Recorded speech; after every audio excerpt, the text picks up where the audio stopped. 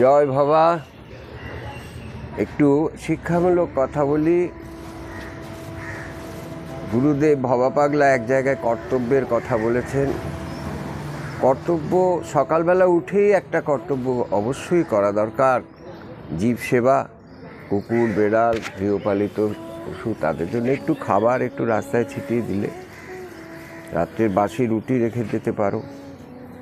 আর এছাড়া গাছে জল দেবে, আর সংসারের কাজ তো করবে।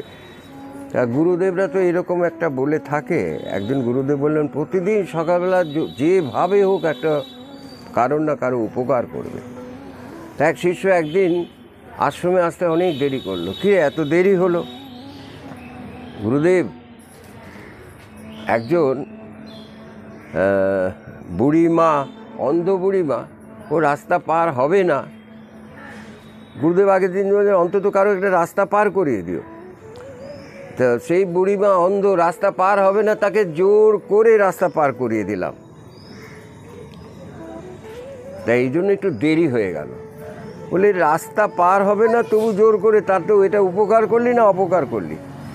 তাই এইরকম উপকার করো না অযাচিতভাবে। যেটা দরকার সেখানে উপকারটাই উপকার।